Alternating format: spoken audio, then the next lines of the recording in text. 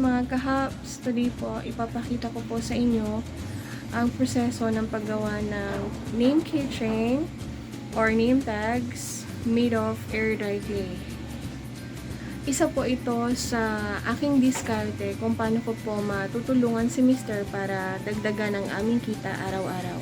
Ang air dry clay making po ay isa sa mga kinahihiligan ko ng mga arts and crafts. So, naisipan ko po na why not gawing negosyo ang aking isa sa mga kinahihiligan.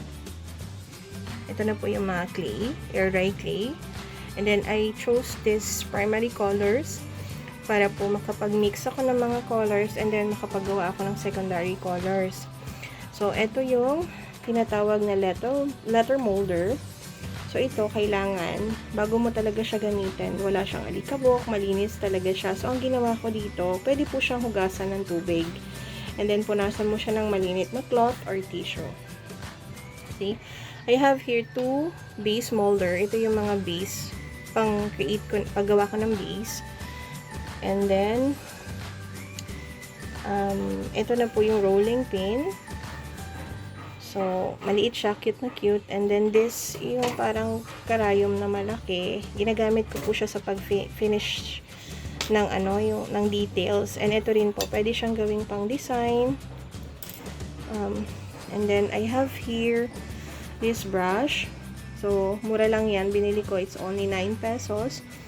So, I have here the super gloss. Ito po yung super gloss, yung pampakintab. And ito din yung isa sa pinaka-importanting purpose niya, yung anti-mold. So, pakita natin. I-focus natin, anti-mold, makintab. Ito yung pinaka-finishing touch niya.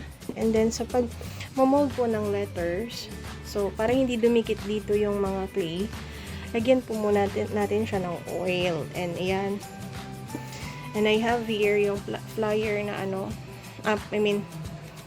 this pliers na ginagamit ko pangkabit ng chain.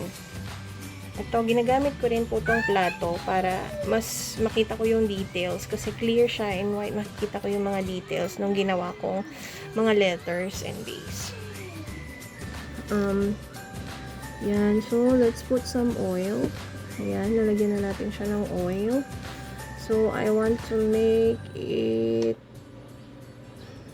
kailangan natin siyang i-knead para maging, hindi siya mag-square-square yung kanya mga gilid. So, you can use also this rolling pin para mag-shape siya ng maayos.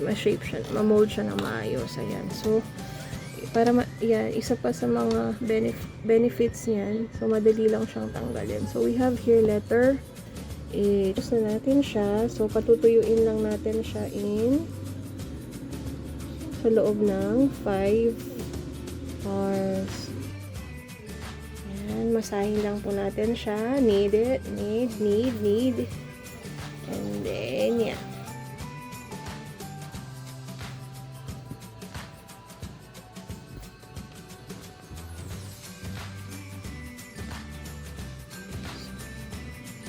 Pwede na siya. Fit na ang rectangle. Yeah. Touch up natin siya ng konti sa mga gilid-gilid. Kasi minsan sa pagtanggal natin, hindi deform yung gilid. Pero okay lang yan kasi madali lang naman. Hindi pa matigas ang clay. Nagdagan natin siya ng design. Yung stitches. Let's make a stitches.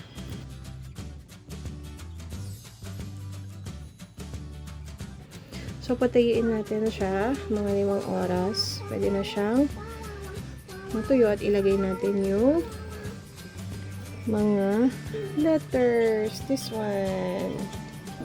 Ito na siya. Lagyan natin siya ng butas para sa chain. Ito yung lalagay nating chain.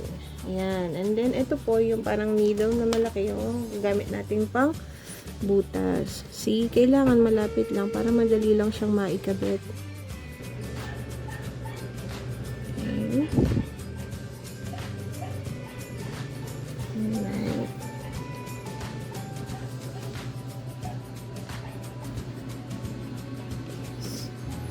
Happy no. Yes, last letters. Para sa paglalagay ng super gloss, gamitin po natin itong brush, paint brush na malambot yung pinaka brush niya. Ayan. Ito na nga po ang ating super gloss. Okay.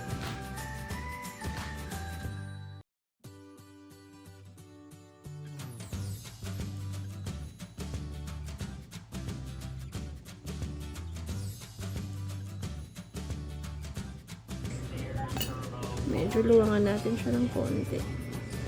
Ayan. And, ayan, kabit na natin.